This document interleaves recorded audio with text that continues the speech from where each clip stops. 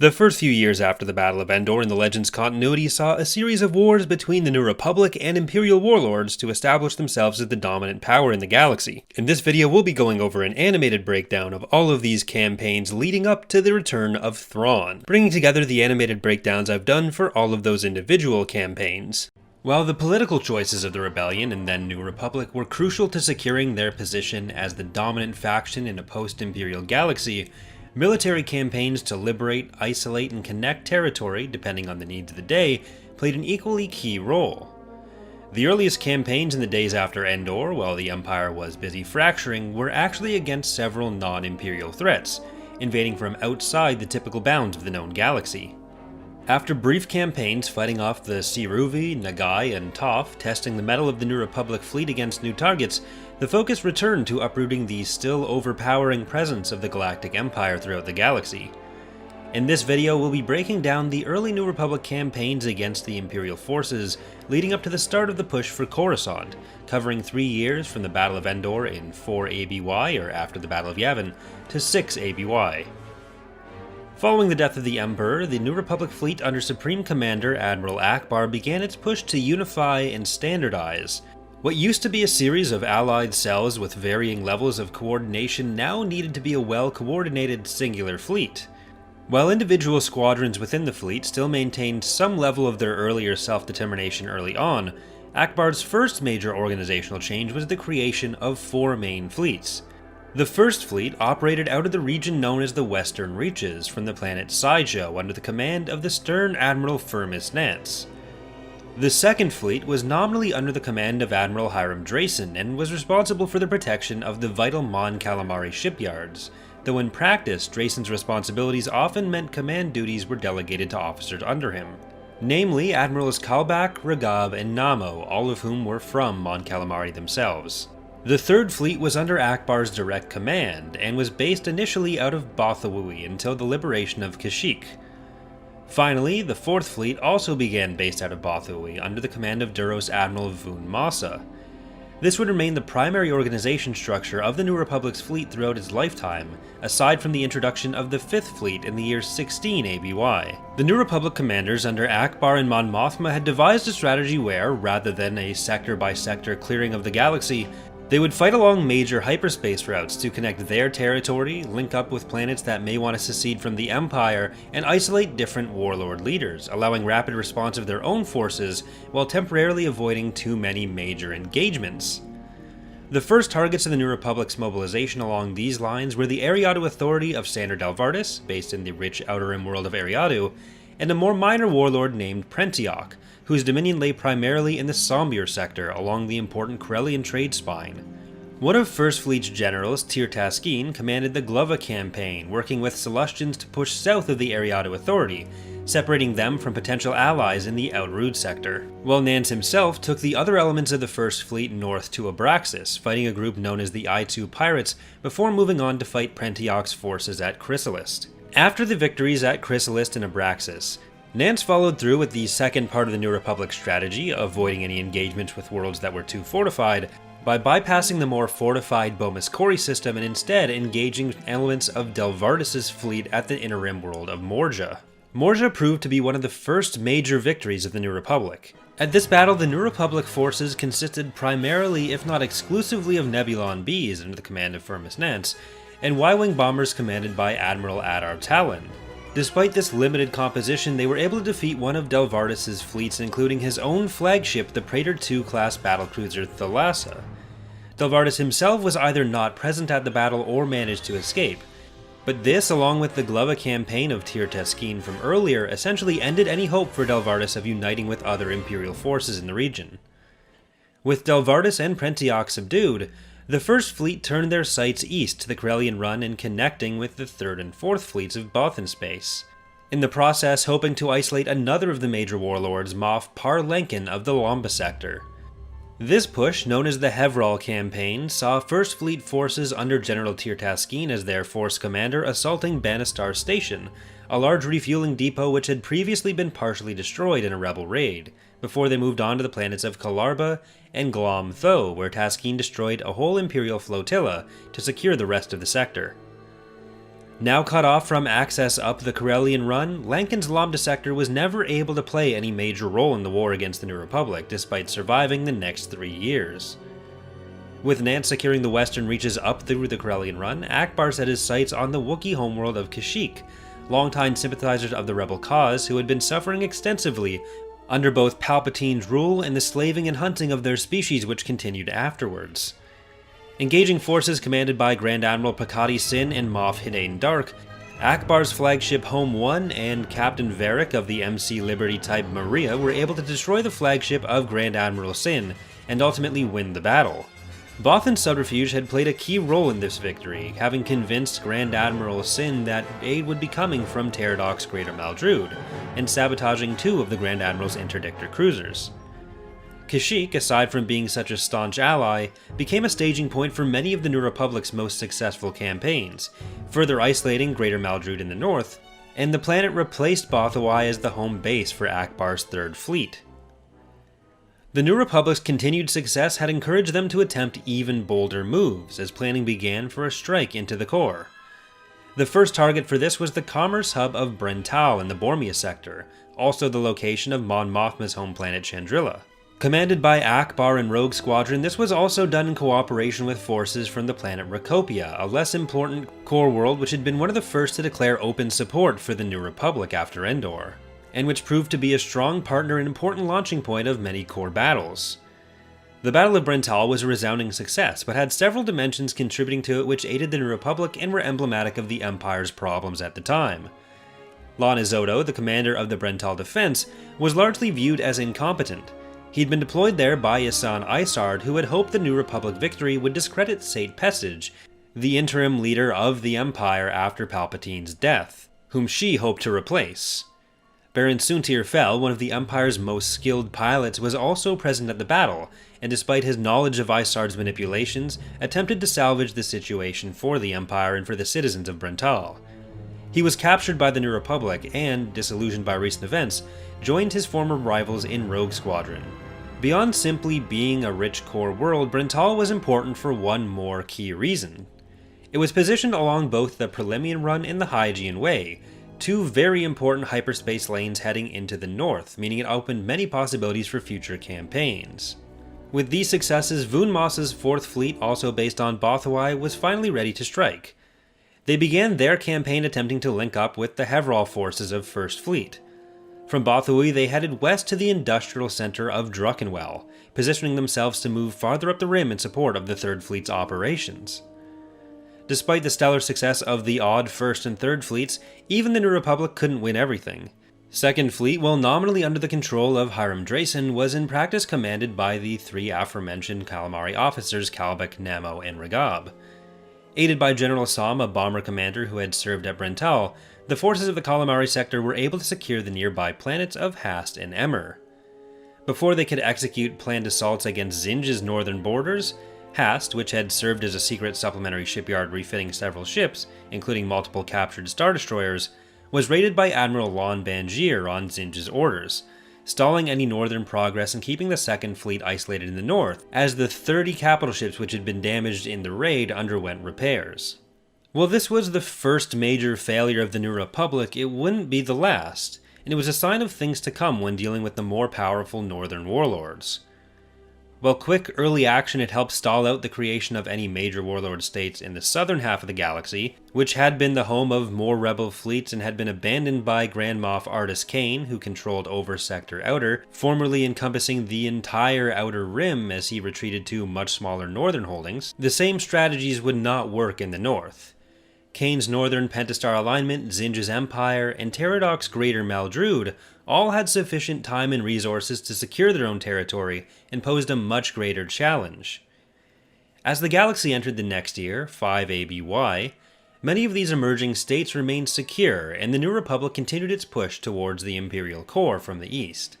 First, Vun Massa and the fleet at Druckenwell resumed their movement up the Corellian Run to the planet Milagro, beginning a 3-month siege between General Durin Vertag of the New Republic and Uther Kerman of the Empire, who would stymie New Republic progress for the next 2 years. He ultimately retreated from Milagro, but that retreat involved slagging most of it from orbit.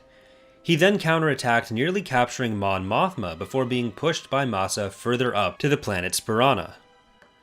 In the first campaigns for the 3rd Fleet in 5 ABY, Ackbar handed over the reins to Admiral Kalbak, formerly one of the commanders of the 2nd Fleet, as well as Willem Burke. Together, these two launched a successful invasion of the Greater Maldrood at Tagoria and liberated Lantilles, where, with allied forces from the nearby Contrum, they established a second part of their presence on the Perlimian trade route, rimward of Brental.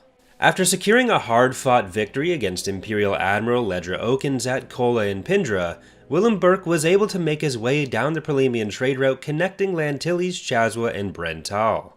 Nance's fleet, meanwhile, continued cleanup operations at the north end of the Rima trade route, launching from Morja to capture Thyferra and Yagdal, allowing access to Merlist and Silpar, 2 planets who had rebelled on their own. This region was also home to Fondor, one of the primary shipbuilding worlds of the galaxy, which also soon fell to the New Republic, alongside further territory coreward of the Corellian trade spine. The benefits of the New Republic's hyperspace lane conquering strategy soon demonstrated themselves in a big way. Delvardus, who had been penned into the southern territory held by Ariadu, ignored the pleading of many of his allies, including the famous General Maximilian Veers, to simply retain what they had held and attempted to assault the rebel shipyards at Sullust. A Celestian captain within the First Fleet, Cian Sov, who would later become the supreme commander of the New Republic forces, rebuffed the attack while Nance sent reinforcements up the Corellian trade spine, pushing back yet more of Delvardus' isolated territory. As the forces of Sov and Nance linked up, a series of battles were waged on the fringes of Ariadu's space until Delvardus, having lost not only the majority of his territory, but also some of his best commanders including Shea Hublin at the Battle of Sinrafsix, retreated to the deep core with a small portion of his former forces and the half-built Executor-class Star Destroyer Knight Hammer, becoming the first of the major warlords to be entirely eliminated in the wider galaxy outside of the deep core. Admiral Kalbak and his flagship the Justice continued to have similar luck to their days in the 2nd Fleet while making their first moves against Zsinj. Kalbak had been hoping to take some of Zinj's fringe territory towards the core of the Hydian Way.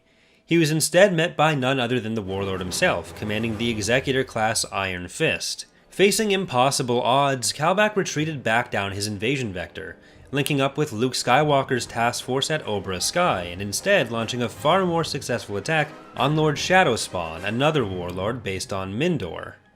With help from the Mandalorians, they were able to secure this victory, but Kalbak was unfortunately killed in the battle. While Kalbak was probably the first of the high-ranking New Republic officers to die in these campaigns, he would not be the last. Firmus Nance's campaigns in the south continued to go well, including a trek in 6 ABY back down from Morja towards Bomis Kori to wipe out Prentiak's forces, before planning yet more incursions into the core from the south. Vun Massa and the 4th Fleet were not so fortunate. Uther Kerman, who Massa had defeated at Milagro and Spirana, was commanding the defense of Denon further up the Corellian Run against Massa's fleet, and while the New Republic eventually did win the battle, it came at the cost of Massa's life. It was only later under Admiral Chaldorat that the New Republic was finally able to break the line and take Denon, setting themselves up with a 3rd major hyperlane route into the core. Willem Burke and General Bren Tantor isolated the core even further by attacking from Kashyyyk down towards the important shipyard world of Jindine, Wraitha, and also taking Commodore, which had been bypassed on the initial approach to Brental. With the 2nd Fleet tied up in Mon Calamari space, 1st Fleet's successful elimination of Prentiak and Delvardus' forces, and 3rd Fleet's position established at Denon, the 3rd Fleet began preparations for the eventual taking of Coruscant. Despite the earlier failure by Kalbak, Ackbar hoped to isolate Coruscant further by pushing Zsinj further back along the Hydian Way. Brental was planned to be used as their launching point, given its aforementioned position on both the Perlimian and the Hydian Way, and while the fleet was successful at first, pushing up through Uvio Exin and Driaria, Zsinj managed to secure a major victory at Pokalis against Admiral Regab, formerly also of the 2nd Fleet, preventing further isolation of Coruscant, raising the threat assessment of Zsinj in the New Republic, and forcing Ackbar to think of alternative approaches. While following these major lanes as they had been so far would probably have been preferable, an alternative did exist. A minor trade route in the northwestern end of the core called the Nemadii Corridor, going through Coruscant up towards Kane's as yet neutral pentastar alignment. Moving from the recently acquired Uvio Exin, Ackbar established a new front along this corridor at Palanhi. Behind their lines, the Shipyard world of Bilbringi became a new target. Admiral Namo, the third of the initial Second Fleet commander trio who had been thwarted in the first year, was sent as commander of a Third Fleet force to Bilbringi, where the first Battle of Bilbringi, at a planet which would later see the final Battle of the Thrawn campaign, became the site of the first major Imperial victory in some time not tied to Warlord Zsinj. Admiral Taron Rogris, who would later cooperate with Han Solo against Warlord Zsinj, and Turfanir, who replaced Zuntir Fel in the 181st Fighter Wing, were able to defeat Namo and retain control of the shipyards. While they were still separated from Coruscant, they retained a connection to the northern Imperial territories, which would lend their support to Thrawn and set up for his eventual defeat at those shipyards. Despite these setbacks, by 6 ABY the New Republic had positioned itself in command of most major hyperlanes leading into the core. They'd eliminated the threat posed by almost all southern warlords, and through their successes had inspired more confidence in their regime and drawn even more worlds to their side. Only Coruscant stood in the way of being recognized as the true legitimate galactic government. Despite a hard road still laying ahead, the Nemadi Corridor would prove to be the key to securing that prize. While Imperial warlords in the northern reaches of the galaxy were still thriving, primarily Warlord Zsinj's empire and Artus Kane's Pentastar alignment, the New Republic had reduced Imperial territory in the core to several strongholds with minimal access to the rest of the galaxy, thanks to the New Republic's strategy of focusing on major hyperspace lanes outlined in my video covering the campaigns which brought the New Republic to this point. These remaining planets were under the leadership of Isan Isard, whose political maneuvering had undermined the prior stewards Sate Pestage and Palter Carvin. After examining other options, the New Republic had decided to approach Coruscant from the north via the Nemadi Corridor, where Akbar had seized the planet Palanhi as a base of operations. The alternative, striking from Brental down the Perlimian, would have required sieging other heavily fortified core worlds like Anaxis. While the approach from Palanhi would include some traditional ship-to-ship warfare and army operations, it was the actions of one squadron in particular which proved key to the success of the upcoming campaign: Wedge Antilles' Rogue Squadron. Rogue Squadron, whose exploits in this period are covered by the first 4 X-Wing novels, was formed as Rogue Flight, part of Red Squadron and led by Luke Skywalker and Wedge Antilles, after they were the only survivors from the previous iteration of Red Squadron at Yavin.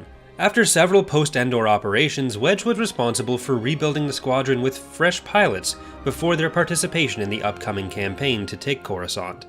Like many other New Republic starfighter units of the time, Rogue Squadron began based at Folor, a moon of the planet Commodore. Following their reconstitution and training at Folor Base, Akbar had planned to move them to a new base at the planet Telesia. While en route, the squadron got their first test in combat together, when their first charted jump took them to the planet of Korax. Imperial Captain Ula Ilor of an interdictor called Black Asp had intercepted famous smuggler Booster Tarek's daughter, Mirax Tarek, a longtime friend of Wedge Antilles. In the ensuing battle, the rogues were able to take out the fighter escort and shields of the Black Asp, forcing it to withdraw and saving Mirax and her ship the Pulsar Skate. 2 weeks later, the rogues were assigned an escort mission, a rebel customs frigate named Battle of Yavin, which had been one of the many ships surveying the political situation of the core for the New Republic. While returning, it was chased down by an Imperial strike cruiser, Havoc, at the planet Hensara. The customs frigate grounded itself to hide from the Imperial forces, which came in the form of ground troops and vehicles from the Havoc. The rogues, escorting the CR-90 corvette Eridane under Captain Aphion, managed to wipe out the Imperial fighters and ground forces to rescue Battle of Yavin's crew, whom Mirax was able to extract to safety aboard the Pulsar Skate. When they finally arrived at Telesia, they became the target of a raid ordered by Imperial intelligence agent Curtin Lore. A squad of stormtroopers was sent to infiltrate the base and wipe out Rogue Squadron. While they were largely unsuccessful, they did manage to kill one of the 12 rogue pilots, Lujane Forge, along with 6 of the base's sentries. In retaliation, the New Republic targeted nearby sector headquarters, the base of Admiral Devlia's forces, which included the interdictor Black Asp, and from where Curtin Lore had conducted the raid. While the New Republic was able to kill Admiral Devlia, destroy the Lancer frigate Ravager, and heavily damage the Imperial headquarters, requiring many resources to fix, they did not take the planet itself. With the squadron now experienced in combat together, they were ready to join the planned assault down the Nemadi Corridor towards Coruscant. The political leadership of the New Republic, known as the Provisional Council, had approved the plan of Bothan General Laren Crefay, based on Spynet intelligence to attack the planet Borleus, codenamed Black Moon, hoping victory there would allow him the honor of commanding the Coruscant assault himself. The rushed nature of the plan, which involved mobilizing 2 Star Destroyers commanded by Admiral Gab, whose career we covered in the video about the early campaigns, Rogue Squadron's X-Wings, and General Horton Som's Y-Wings, drew heavy criticism, particularly from Antilles and Som. The Star Destroyers, Emancipator and Liberator, both of which had been captured at Endor, would batter down the planetary shield, opening the Y-Wings to raid the Imperial facilities with cover from Rogue Squadron. This plan, which Som and Wedge still both had misgivings about, especially the very limited preparation time, turned out to be disastrous. On top of the 4 ion cannons based on the planet, which Crefei had known about, the Imperial commander Avir Derricote had secretly doubled the strength of the shields to protect the biotic weapons facility he had been running on the planet, unbeknownst to the New Republic. There had also been additional fighter support moved to the planet, making the bomber runs impossible to sustain.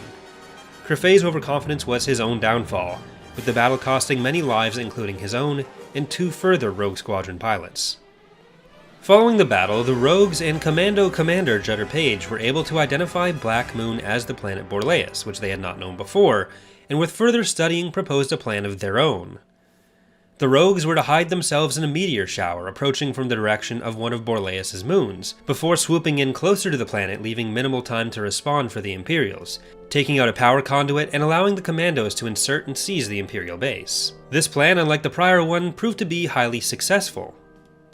As the New Republic's progress through Borleus and towards Coruscant made the new galactic of power evident for any paying attention, other warlords began to feel the heat.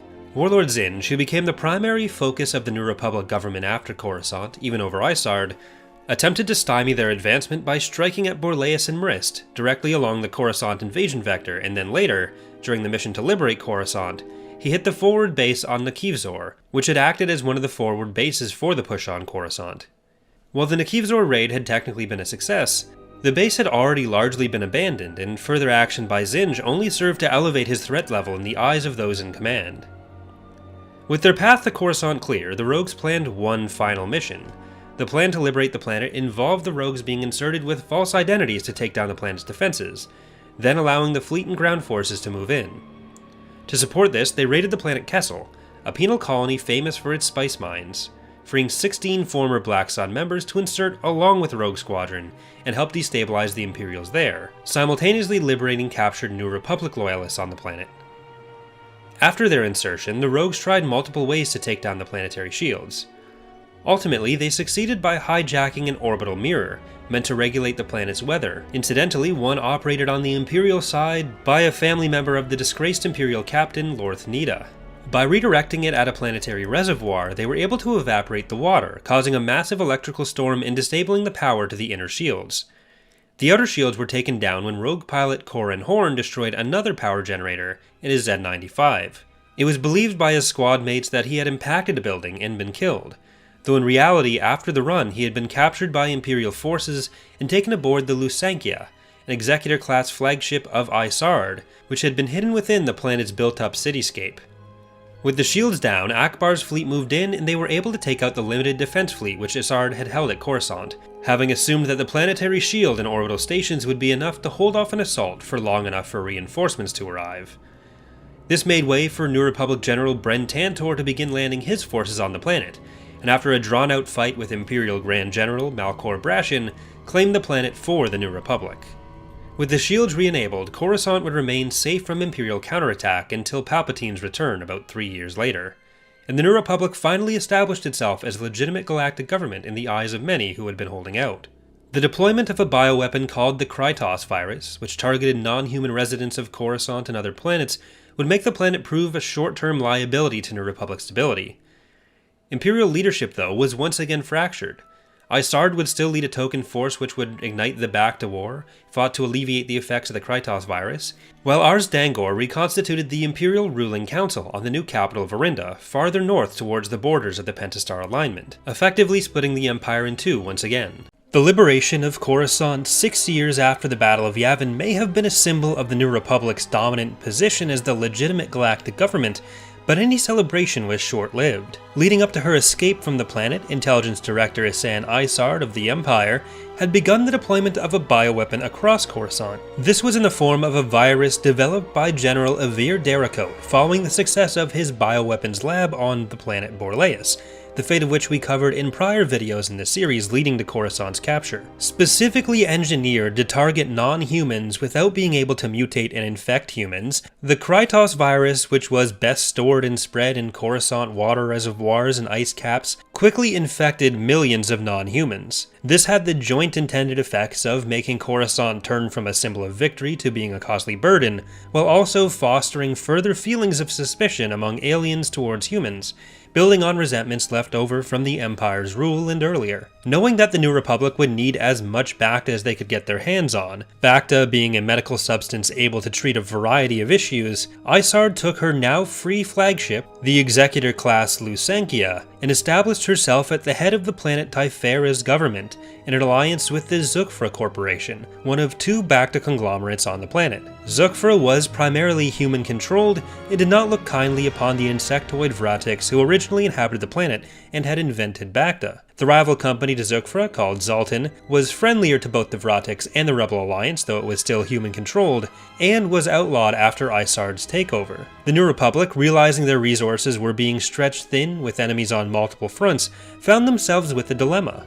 While Isard had forcibly taken over Thyferra and was holding the galaxy's Bacta supply hostage, her military power had greatly diminished since losing Coruscant, and other warlords provided more direct military threat which couldn't be ignored. Warlord Zsinj in particular had made several aggressive moves towards the New Republic, which we covered in the Road to Coruscant video, and his territory extended perilously deep into the core. With the decision that Zsinj was the bigger threat, and the very flimsy premise that Isard's takeover was largely legitimate and internal corporate politics, Thyferra was seemingly going to be left to its own devices. Rogue Squadron, who had played a key role in liberating Coruscant, was unwilling to allow that to happen. The squadron members all resigned their commissions in the New Republic's military and began a guerrilla campaign against Isard's forces, returning to their rebel roots. The Bacta cartel companies, Zukfra and Zaltan, each originally had a representative in Rogue Squadron as well. Bror Jace, the Zaltan representative, was lured home by a message that the patriarch of their family was dying and was seemingly killed en route to visit his family, only to reveal later that it had been a ruse to hide him as he connected with a Vratic's rebel group, the Ashern, operating on Thyferra.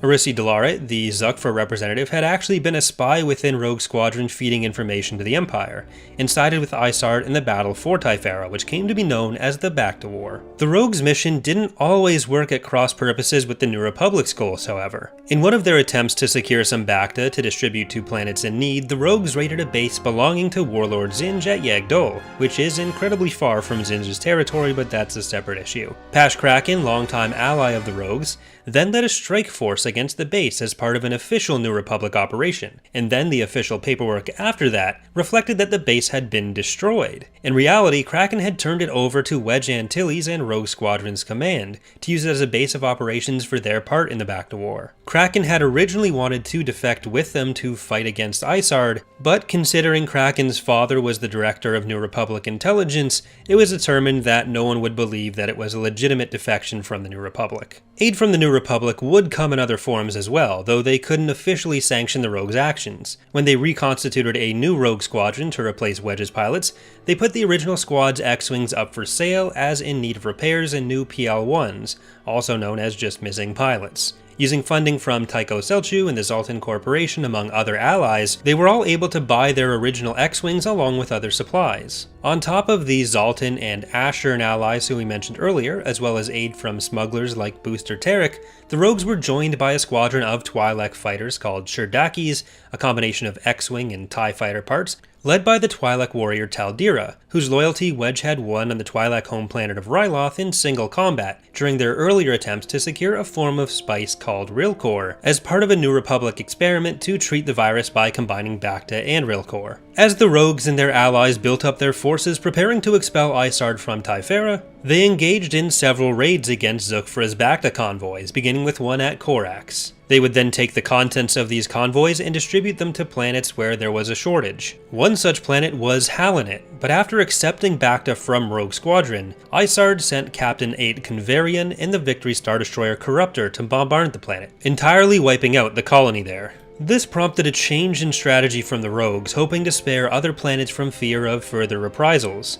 They transitioned from targeting the convoys themselves to hitting a production facility belonging to Zukfra on Kretsu 5, slowing production and trading the stolen Bacta to merchants in exchange for arms and munitions, believing Isard then wouldn't risk pushing away the traders by targeting those merchants herself. Rogue Squadron would soon get a chance to avenge Halanet by destroying the Corruptor. To whittle down the Thyferran defense forces filling up Isard's fighter corps, Rogue Squadron returned to their raids on convoys. Rather than taking the Bacta, they would hit the convoy, wait for a Star Destroyer to show up and launch fighters, then only stay long enough to take out a few ties before leaving again, costing Isard in time, money, and personnel, while also hurting Zukfra's reputation. Isard learned of the rogues' rendezvous point in the Alderaan system, now called the Graveyard, where they were taking a delivery of parts and munitions from smuggler allies. She borrowed an Interdictor-class cruiser, the Aggregator, from Warlord Trayton Teradok of the Greater Maldrood, who we'll get into greater detail with in future campaigns. Aggregator and Corruptor were deployed to Alderaan to ambush the rogues and their shipment. The rogues employed a new strategy where they were able to coordinate the proton torpedo salvos from all of their X-Wings, using the computer of just one X-Wing, and link them up much more efficiently that way. These torpedoes from the X-Wings in Cherdaki were able to weaken the shields on one flank of the Corruptor, which then turned its other side towards them for protection.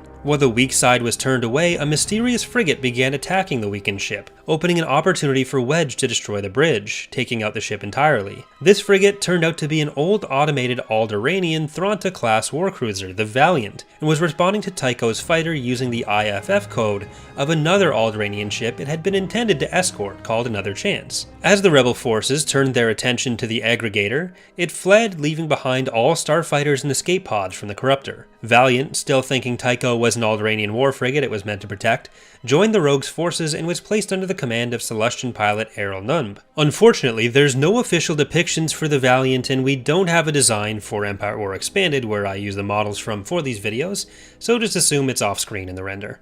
The destruction of the Corruptor left Isard with just Lusankya and two Imperial-class Star Destroyers named Avarice and Virulence for her main fleet. The captain of Avarice, Sarionka, had long held reservations about the direction of both the Empire in general and Isard in particular. Her use of Krytos on Coruscant and the annihilation of Halanet had only pushed him further down that path. While he was engaging in an affair with the wife of a Moff at a cottage on the planet Elshandru-Pika, Wedge Antilles was able to corner him and talk to Yonka, bribing him to first go into hiding and then help the rogues at Thyferra, to which Yonka agreed. Alongside operations on the ground at Thyferra itself, the final steps of the Bacta War involved preparing for taking on the massive Lusankya. They'd planned to take advantage of the targeting telemetry trick they had employed at the Graveyard in two ways. For one, they would begin strapping missile launchers to a giant fleet of freighters to use directly against Lusankya. With these missiles coordinated by one ship or fewer computers, they wouldn't need all the targeting computers installed on those ships,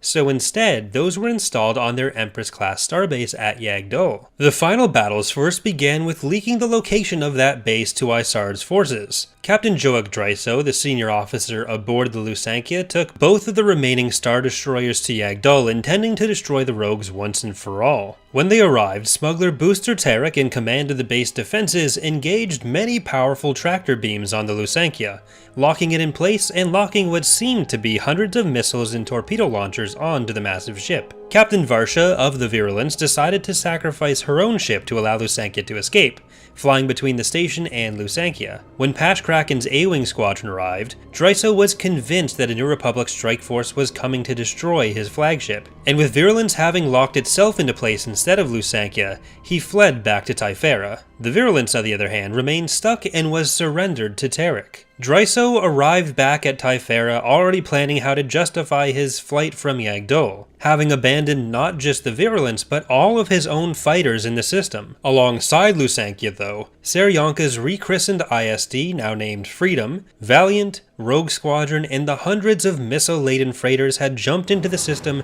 and Rogue had begun engaging the undertrained starfighter forces remaining there, led by the defector Arissi Delaret. Freedom engaged the Lusankya at close range to limit the latter's advantage in sheer size and firepower, while the freighters pummeled it from afar. Meanwhile on the ground, rogue ally and future wife of Wedge Antilles, Ayala Waseri, was leading ground operations to infiltrate Zukfra's headquarters and find Isard. Over the course of the battle, Isard seemingly managed to escape on a shuttle. Believing the battle would soon be lost, she ordered Dryso to cover her retreat and then retreat himself. Dryso refused to leave. Freedom was now heavily damaged and the freighters were basically out of missiles. While Lusankya itself was also heavily damaged, he believed he could win the battle and take Isard's position as ruler of Thyferra. Virulence suddenly arrived from hyperspace and he believed he had finally secured his victory, but it had actually been taken under the command of Booster Tarek, who used it to transport Pash Kraken's A-Wings to the battle as well. With the assault on his flagship redoubled, Dryso threatened to ram the ship into Thyferra. Not wanting to throw his and the rest of the crew's lives away in a petty act of self-destruction, Lieutenant Warone of the Lusankya shot Dryso and took command, surrendering the ship to Wedge's forces and ending the Bacta War. Isard's transport was hunted down and destroyed before leaving the system, though it would actually not be the last the New Republic would see of Isard. While not an officially sanctioned New Republic mission, the Bacta War and Battle of Thyferra specifically had some wide-ranging consequences. For one, it allowed the distribution of enough Bacta to help end the Krytos pandemic, along with some flaws in Krytos itself when spreading. Wedge and Rogue Squadron's resignations from the military had also been helpfully misfiled, meaning they were easily able to retake their official positions in the New Republic once again. The captured Lusankya and Virulence would go on to play important parts in the future of the galaxy as well. Virulence was renamed to Errant Venture and kept by Booster Tarek as a mobile smuggling den, which we covered in a recent video, while Lusankya was initially turned into a medical research lab, before eventually returning to military service in the New Republic as Wedge Antilles' flagship, and being sacrificed in the Yuuzhan Vong War nearly 20 years later to destroy a massive Yuuzhan Vong world ship. When the Emperor died at Endor and the Empire began to fracture, few would have as big an impact as Warlord Zsinj, who at his peak controlled more of the former Imperial territory than anyone else. And today we're going to be talking about the rise and fall of that empire and showing how it progressed on the map. Prior to taking the title of Warlord, Zsinj had served in both the military and political branches of the Empire. He was likely born on the massive shipyard world of Fondor, and from there he worked under his mother in the Clone Wars, Admiral Marissa Zsinj, until he was put in charge of hunting her down after she denounced Palpatine's new government. Zsinj continued to flex this ruthless side and moved up the ranks, transitioning eventually from the position of High Admiral to the position of Grand Moff of the Quelli Oversector, which would become the core of his personal empire after Palpatine's death. While Zsinj and his forces would engage in occasional skirmishes with neighboring warlords like Artus Kane's Pentastar alignment in the Greater Maldrood, led by Traiton Teradok, he avoided conflict with the rebels in the first years after Endor, or in 4 ABY, for two main reasons. One was that he was just farther away from the core fleets of the Rebel and New Republic military, which were concentrated on heading from the Galactic South into the core for their eventual seizure of Coruscant. And the second was that in the early days, when Rebel information was more limited, Zsinj sent emissaries from his worlds to the Rebels' so-called Galactic Caucus, seemingly an early version of the Senate, but also a weird thing only mentioned in the often strange sourcebook Kraken's Threat Dossier. These emissaries working on Zsinj's behalf would try to present their worlds as being free of Imperial influence, downplaying Zsinj's threat, though this tactic was less successful as the New Republic learned more about the actual state of the galaxy. Zsinj did hold a particular grudge against Teradok and the Greater Maldrood, considering that Teradok had begun the Greater Maldrood by taking away part of Zsinj's former fleet, an armada of pink-hulled Victory Star Destroyers called Crimson Command. At its height, about 3 years after Endor, so we are jumping ahead a little bit right now, Zsinj controlled territory along the Hydean Way from the corporate sector in the north, down past Mandalorian space, and nearly into the core at Jasbina, Kidrif, and Bogdan in the south. This growth had been accomplished through a mix of standard Imperial tech, as well as the use of a new type of loyal and specially equipped soldiers, the Raptor Troopers, along with the unique starfighter, the TIE Raptor.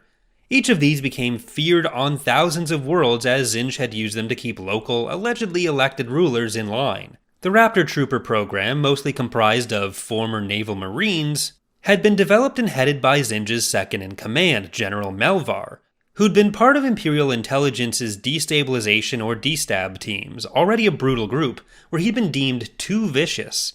He was so vicious he didn't even like this video, let alone subscribe for more. I'd really appreciate it if you did both of those things though, as we try to hit 50,000 subscribers, so thanks to everyone who's done that so far.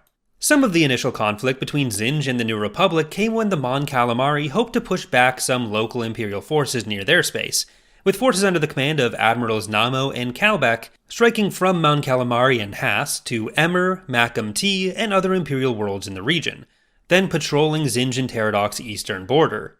Any hope of a prolonged campaign was prevented by an attack on their secret shipyards at Hast, which had become less secret and put multiple ships out of commission through either damage or delayed refurbishment, including a pair of captured Star Destroyers. This attack had been undertaken by Admiral Lon Bangier, a Zsinj ally, although he was still nominally loyal to the ruling council. Because remember, this was a period where there weren't really hard lines between a lot of these groups. There were a lot of shifting loyalties. Pressure soon began to build up against Zsinj more from the other side as the New Republic moved north throughout 4 and 5 ABY on their road to Coruscant. Elements of the Second Fleet, led by Admiral Kalbak, moved in 5 ABY from a successful, albeit costly, effort to prevent further expansion beyond Tagoria by the Greater Maldrood, and attacked Zsinj at Coruscant. This attack was repelled by Zsinj himself and the Iron Fist, pushing Kalbak along the Hydian Way towards the core for a final defeat of the New Republic at Pequalis. This push expanded Zsinj's territory to its greatest western extent. The subsequent appearance of Lord Shadowspawn in the Mindor campaign, along with the liberation of Coruscant, kept Zsinj out of the limelight for the next year, during which time he managed to subjugate the corporate sector and push back even further towards Mon Calamari, taking the entire Tion hegemony and managing to attack New Alderaan, the new homeworld of many Alderaanian refugees after the destruction of Alderaan itself. With Coruscant now in hand for the New Republic, the military determined Zsinj to be their next greatest threat, causing the famous Rogue Squadron to resign their commissions in order to continue the fight against Isan Isard, who had fled the planet in a buried superstar destroyer, Lusankya, and set up shop on Borleus, from where she controlled the flow of the all-important, all-purpose medical crop Bacta. Zsinj actually aided Isard a bit in this campaign, acting on her information to ambush Rogue Squadron in the asteroid field formerly known as Alderaan, now called the Graveyard, while they awaited a convoy transporting Bacta. Zsinj managed to destroy the convoy, solidifying himself as the New Republic's primary target, leading to the creation of a fleet under the command of General Han Solo, aimed at eliminating Zsinj once and for all. The core of this fleet were 3 groups under Han Solo's command, with each having at least 2 capital ships and 2 smaller escorts. The first group included Han's flagship Mon Ramonda, a new MC-80B class ship, and was joined by the MC-80 Mon Karen, the Nebulon-B Tedivium, and the Marauder Etherhawk. In the second group, the ISD-2 Skyhook and MC-80 Mondolinda were escorted by the Quasar Battle Dog and the Nebulon-B Warder. In the final group, a pair of Star Destroyers, Krynid and Allegiance, were escorted by the CR-90 Ession Strike and the Nebulon-B Void Runner. One of the first animated videos I actually did on this channel was a breakdown of Solo Command. Another unit was also formed during the fight to take on Warlord Zsinj, under the command of former Rogue Squadron leader Wedge Antilles. Wraith Squadron grew into one of the most famous and elite military units in the Star Wars galaxy, and the Battle of Folor, 7 years after A New Hope, was one of the first crucial steps in their journey from a band of misfits to inventive veterans. Folor was a moon of the planet Cominor in the galactic region known as the Colonies, between the core and the Inner Rim, and it was home to a hidden New Republic fighter staging and training facility. This base was discovered by Admiral Trijit of Warlord Zsinj's empire, and he quickly began plans to assault the base, bolstered by confidence from other recent victories. Trijit took his flagship, the Imperial Star Destroyer Implacable, to the planet. He'd hoped to begin his attack unnoticed, falsely registering his ship as a yacht in the Cominor dockyards, before being granted permission to partake in live-fire exercises on the moon itself. Agents on the base had luckily already managed to break into Cominor's communications, which they were monitoring, and were able to figure out that with the name Implacable and with the size of Orbital Dock 301, where it was assigned, they were likely dealing with an Imperial attack, and the commanders of Folor began to plan for an evacuation. A decoy base had already been set up on the opposite side of the moon, and was successfully used to draw in Implacable, giving time for the evacuation to begin. The New Republic had 3 Gallifrey transports to evacuate, and 3 fighter squadrons, Wraith, Blue, and Gold, Wraith Squadron being X-Wings, Blue and Gold being A-Wings. Gold Squadron was split into 3 flights in order to escort the transports, the first of which was able to leave while the decoy base was distracting Trijit. Trijit, finally realizing he'd been tricked when they picked up on the departure of the shuttle from the opposite end of the moon, began the trek around to the real location of the base. This gave enough time for the second transport, Bright Nebula, to lift off as well, leaving only Borleus, the third transport whose engines were malfunctioning. Commander Wedge Antilles of Wraith Squadron knew they needed to buy time, so he sent out 4 scouts, including Cal and Runt of Wraith's X-Wings and 2 A-Wings from Blue Squadron, to fly down a massive, treacherous canyon known as the Pig Trough. They would scout out the incoming forces, including the ISD and its TIE Fighter complement, to determine where they'd pass over the trench. With the information supplied by these 4's dangerous mission, the remainder of Wraith and Blue were able to emerge from the canyon unexpectedly, immediately wiping out 4 of the 12 enemy TIE interceptors. This initial pass was devastating for the Empire. Despite starting with nearly 3-to-1 odds, the element of surprise had cost the Empire 21 total fighters, compared to only 2 losses for the New Republic, though Tridget believed the war of attrition would ultimately go in their favor. These initial successes for the New Republic, though encouraging, were not enough to buy Borleus enough time to lift off. Between this and wanting to prevent Implacable from being able to reinforce the TIE fighters against their squad mates, Kel, Runt, and the 2 A-Wings launched a new plan. Their secondary goal of potentially finding a way to damage Implacable themselves wasn't going to work, but they believed they could trick Implacable and Tridget once again. The A-Wings flew closely together to essentially merge their sensor signatures into that of a larger ship, while both they and the X-Wings switched to an encryption type they knew the Empire had already recently broken for their comms. They then began to impersonate the Millennium Falcon and Rogue Squadron, leaking comms that would make Tridget believe these highly valuable targets were flying away from the base through the canyon in the opposite direction. Tridget fell for his second trick in one day, abandoning the base assault for another wild bantha chase. This distraction accomplished both of its goals. The dogfight continued to go in the favor of Rogue and Blue Squadrons, reducing the TIE fighters by a further half at the expense of only 3 more A-Wings, while also allowing Borleus time to fix its engines and lift off. Tridget, furious at having been tricked yet again, began firing upon the canyons, though too late to catch the fleeing X and A-Wings. At the end of the day, while the New Republic did lose access to the base, they managed to inflict heavy fighter losses on the Empire while losing relatively few pilots themselves, additionally giving Wraith Squadron valuable flight training which they would put to good use against Warlord Zsinj in the future. The operations of Zsinj were often associated with strange technological projects being developed, and the discovery of Fuller Base was the result of one such project. Project Mort led to the creation of parasite droids, which would attach themselves to ships and map traffic patterns, which would then be used to determine the location of military bases or other helpful intel. After leaving Fuller, Wraith Squadron was able to ambush and capture Implacable's escort corvette, the Nightcaller, which was a member of a modified CR-90 subclass at Jobom 6.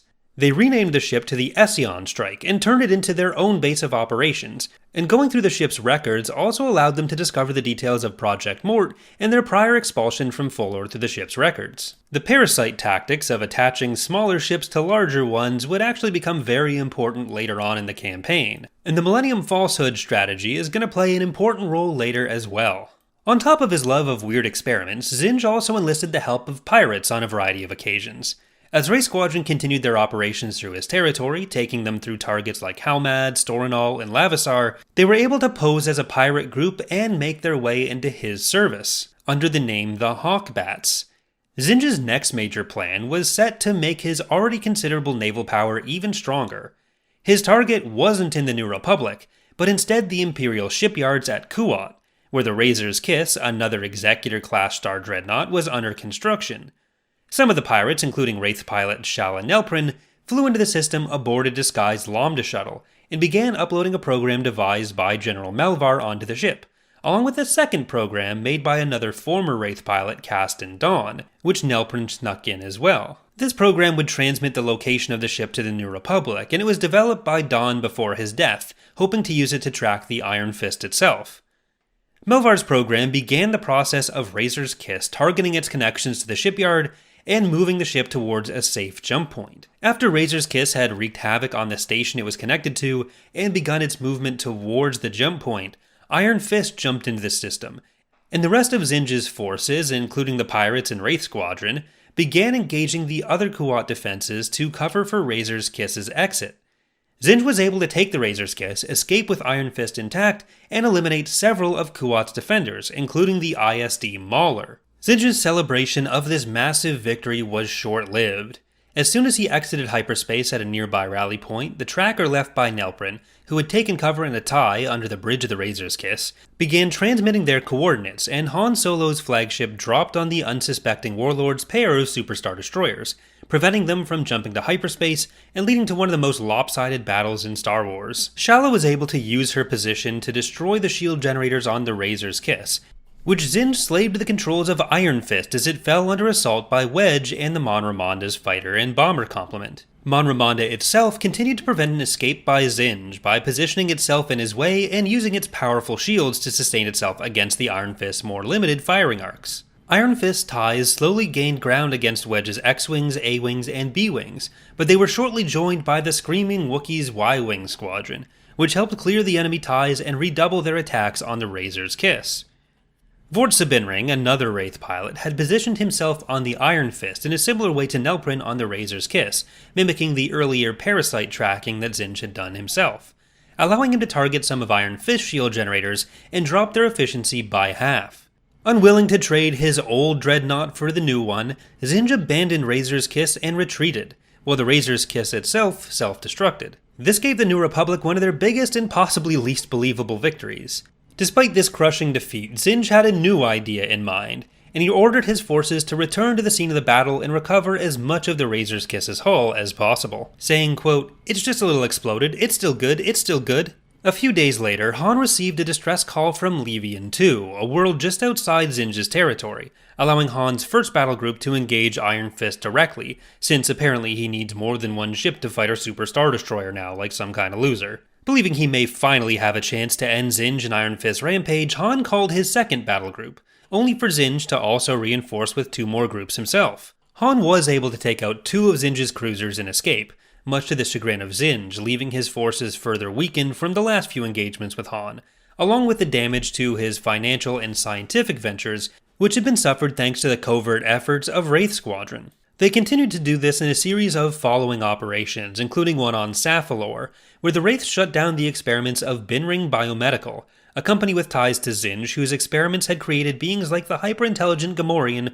Vort Sabinring, aka Piggy, one of the Wraith's own pilots, meaning the mission had extra significance to him. Zsinj and his Raptors continued to target Imperial planets as much as the New Republic's in his attempts to expand his territory, as was the case at Jusufet IV.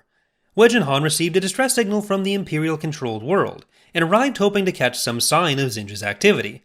They were successful at eliminating the attacking Raptors, but during the battle 2 of their Twi'lek pilots became victims of Project Funeral. In this project, Zsinj had been able to brainwash many non-humans in the New Republic unknowingly into his service, allowing him to activate them as sleeper agents to assassinate New Republic leaders or to accomplish other goals, all in the hopes of stoking interspecies tensions. Taldira of Rogue Squadron and Neurotualan of Polearm Squadron were activated during the battle to try and kill Han and Wedge, but were killed themselves before they could either kill their targets or be otherwise subdued. The battle was otherwise a success, and most importantly, their response to help an Imperial world drew the attention of Imperial Admiral Terran Rogris, beginning an alliance between he and Han to at least loosely cooperate against Warlord Zsinj. With this new cooperation in place, the New Republic began to push Zsinj's territory back down the Hydean Way away from the core. Victories at Kidrif, Coruscant, Nuain, Null, and even the former over-sector capital of Terrace loosened Zsinj's hold on much of his territory, and Han began setting a trap to lure Zsinj into assaults against his fleet at the Vahaba asteroid belt. This began with Han's fleet intercepting a small task force of Zsinj's, including just 2 dreadnoughts, a Victory Star Destroyer, and an Imperial Star Destroyer, which had been lured in with the promise of capturing once again the fake Millennium Falcon, thinking that they could get Han. This was tantalizing enough that Iron Fist soon appeared as well, and Han's fleet moved into position. This time they did so with the help of an Imperial interdictor cruiser, the Stellar Web, under the command of Admiral Rogris, a type of ship which could prevent hyperspace jumps by projecting a large gravity well. Since Stellar Web was the key to finally being able to defeat Zsinj, Han protected it by flanking it with 2 of his Star Destroyers, Crynid and Allegiance. Realizing this trap could easily be the end of him, Zsinj sent Serpent Smile, his VSD, and Red Gauntlet, his ISD, to destroy Stellar Web. Despite taking heavy fire on the way, Serpent Smile was able to get close enough to nearly ram Stellar Web. Rogris waited as long as possible, but finally had to reverse its gravity well, repelling and destroying the Serpent Smile, unfortunately allowing Zsinj to escape in the meantime. This failure to secure a final victory demoralized Han, although it did allow the capture of Red Gauntlet, and left Zsinj's fleet greatly diminished. Sabotaged by Gayer Petothol, an undercover Wraith pilot who is working against Zsinj from within his organization, had removed data from the Iron Fist nav computer about the nearby planet Selagus, meaning when Iron Fist escaped Vahaba, it actually didn't get far. A message from Gayer to Han encouraged his fleet to follow Zsinj's damaged dreadnought into the system, which they did, however not before Zsinj had time to prepare. Other elements of his forces had regrouped with Iron Fist, but most importantly, the asteroid ring of Selagus had been laced with mines, while the shoddily reconstructed hull of Razor's Kiss had been positioned within it, hidden by an orbital nightcloak. When Han's fleet arrived, it led to a chase for Iron Fist through the asteroid field, eventually destroying the obscured Razor's Kiss with some of the mines, now known as Second Death, while Iron Fist slipped away, convincing Han he had finally killed his nemesis and taken down Iron Fist. While these had all been significant losses for Zsinj, his main seat of power remained on Dathomir, where he'd established an orbital facility called Rancor Base, still capable of producing new ships and maintaining his remaining fleet thanks to mineral deposits on one of the planet's moons, allowing for production of all-important Durasteel. Luckily for everyone involved, Han ended up winning Dathomir in a game of sabacc, and decided it would be a great place to take Leia to try to rekindle their relationship, after the Hapens, a matriarchal society of humans from the insular Hapes cluster, had arrived at Coruscant with a massive fleet of battle dragons and star destroyers, offering them and a new alliance with the New Republic in exchange for Princess Leia marrying their prince Isolder. If this sounds a little weirdly disconnected from everything that had gone on before, it's because this was actually in a book that was released before any of the Wraith Squadron books, so it is a little bit disconnected. Dathomir was also home to two groups of Force-sensitive witches, the Evil Night Sisters and the Good Witches. The witches, in this case specifically the Singing Mountain clan, refused to turn over Han to Zsinj, who discovered his presence on the planet and threatened to wipe out the Night Sisters and witches with his orbital nightcloak network, a series of installations which he could use to block out the sun. The Night Sisters, on the other hand, were pretty on board with trying to capture him. Without getting too far into the personal stories and away from our animated campaign map, this turned into a battle between the Hapen fleet, aided by Han, Luke, Leia, and the witches on the ground, and Zsinj's fleet including Iron Fist, ending in a victory for the Hapens and an alliance for the Hapens and New Republic, although with Han and Leia marrying each other and Isolder and one of the witches, Tenennial Joe, marrying as well. But as soon as Zsinj and his flagship, the Iron Fist, were out of the picture and with no clear successor, there was a significant power vacuum in the region formally making up his territory, much as there had been after the death of Palpatine. The Empire and its ruling council immediately tried to claim much of Zsinj's territory as their own, but saying it was theirs and holding on to it are two entirely different things. What emerged was a bloody three-way conflict between the New Republic under Admiral Ackbar on one side, Imperial forces belonging to the ruling council led by their former Imperial ally Terran Rogris on another, and the forces of Traitan Teradoc's Greater Maldrood Warlord faction on the third. The New Republic had hoped to secure a full alliance with the Hapens after the Battle of Dathomir and the death of Zsinj, but while Prince Isolder favored following through with the New Republic in the upcoming campaign, called the Post-Zsinj campaigns or the Borderlands campaign, Queen Mother Ta Chum was at best lukewarm on the idea. As a result, none of the Hapen navy ended up committed for the campaign, but several Star Destroyers which had been captured by the Hapens were given to the New Republic, and those were used. Early fighting in this campaign was mostly between the forces of Admiral Ackbar and Rogris, for whom no official pictures exist. When the Greater Maldrood eventually joined, the New Republic was caught largely in the middle. Losses were heavy for all factions. The New Republic lost most of the Star Destroyers they were given by the Hapens pretty early on in the fighting, along with the Krynid, one of the Star Destroyers which had been part of Han Solo's force hunting Warlord Zsinj. But despite the fact that Rogris would later claim he had nothing to be ashamed of for his conduct during the campaign, the New Republic inflicted as many as 3 times the losses on the opposing forces overall. The campaign for Rogris was largely just a string of defeats at the hands of both the New Republic and Greater Maldrood. It wasn't all bad news for Rogris, however. First, he was able to like and subscribe for more Star Wars videos, which was his greatest victory of all. But then he won some battles too. The Battle of Storinol involved a slugging match between Leia's flagship, the ISD Rebel Dream, and the Peremptory, resulting in the Rebel Dream's surrender and recapture, although Leia wasn't present at the time. If you've read the Thrawn trilogy, you may recognize the Peremptory as one of Thrawn's ISDs, which was used at the Battle for the Katana Fleet. The Greater Maldrood then began their main thrust in the region, moving from their territory straight across Zsinj's former holdings, passing through Felucia, Stenos, and Yavin on their way to the Battle of Farai Junction. Since this campaign is largely a collection of different sourcebook entries with no dedicated stories on it, we don't actually have a ton of information on the composition of fleets for many of these battles, including that of Junction, but we do know that this battle in particular went decisively in Teradoc's favor. This victory for Teradoc drew many of Zsinj's former supporters into the Greater Maldrood and away from Rogris and the Empire, turning the theater into largely a two-space horse race between Ackbar and Teradoc himself.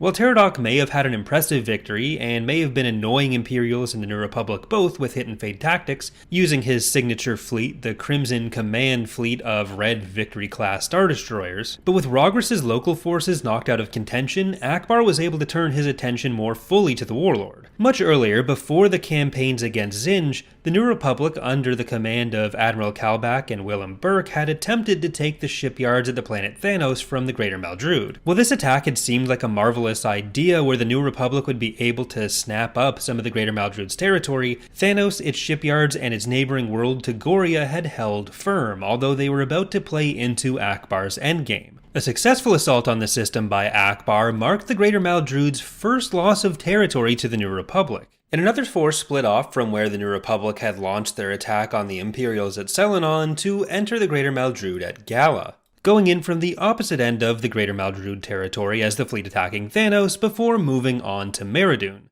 From there, Ackbar's forces at Thanos were able to take the Greater Maldrood capital of Centaurus. It seemed as though the Greater Maldrood would soon be going the same direction as Zsinj's empire and falling apart entirely. But Traden was able to call on his younger brother Kosh Teradoc, who was running his own warlord faction in the Deep Core. With Kosh's help, they were able to defend what little remained of the Greater Maldrood after Ackbar's campaign, rebranding as the Federated Teradoc Union, combining the Mid-Rim holdings they had here with the Deep Core holdings that Kosh had before. We don't get many specifics of what was left of their Mid-Rim territory after that point aside from the planet Rivester, but it really wasn't a lot, and they effectively ceased to be a threat. The New Republic had won the campaign, but it wasn't done pressing its advantage just yet. They made further strikes into the remaining Imperial territory, which solidified at the western edge of the Hydean Way and Mandalorian space following Rogris' retreat. We don't exactly know when these next battles occurred because the map they're from doesn't give a time, but we do know the planets were still held by the New Republic when Thrawn attacked, so they were either before or after the battles we've already heard about. This left a big gap, bisecting the remaining Imperial territory, bordered by the Pentastar alignment and a Plovis sector. After the various defeats in the Post-Zsinj campaign, Rogris had retreated from the Borderlands regions, home to the recent fighting, to take command of the defense of Kuat, one of the few remaining strongholds of the Empire in or around the core. These had become even more rare following the defeat of Zsinj, when Anaxis, the planet given the traditional title of Defender of the Core, saw the writing on the wall and surrendered without a fight. Kuat, now under the protection of Rogris and a Kuat-owned defense force, posed a larger problem. Rather than a traditional assault though, Wedge Antilles, Tycho Celchu, and the New Republic Minister of Commerce, a Twi'lek named Raurai Mavunk, came up with a much more unorthodox plan. Over several months, they bought a bunch of astromech droids, which were infiltrated into the maintenance pools at Kuat, injecting a virus into the systems of 5 of the defending Star Destroyers.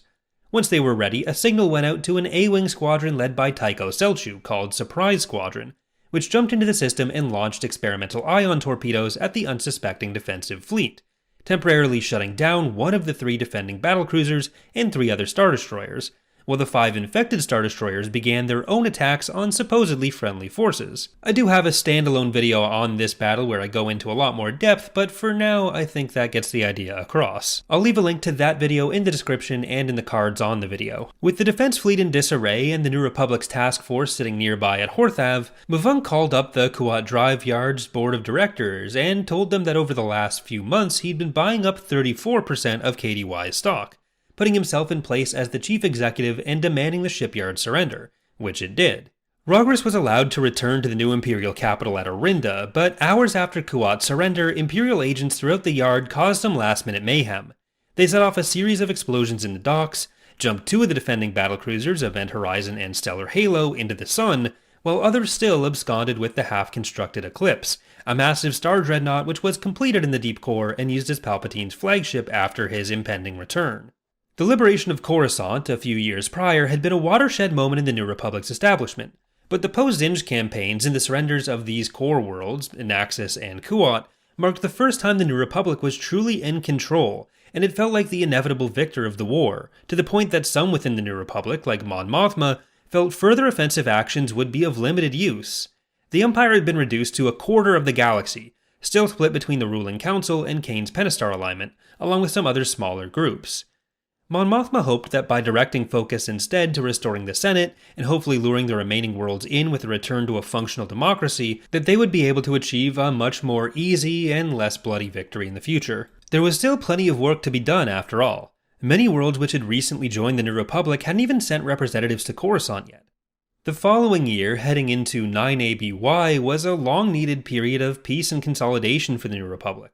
But behind the scenes, a new leader was emerging in the Empire who seemed to be able to unite some of the bickering factions and finally provide a real threat to the New Republic. That leader was Grand Admiral Thrawn, whose campaigns we'll be covering in the next video. Thanks for watching, remember to like and subscribe if you haven't already, and hope to see you next time.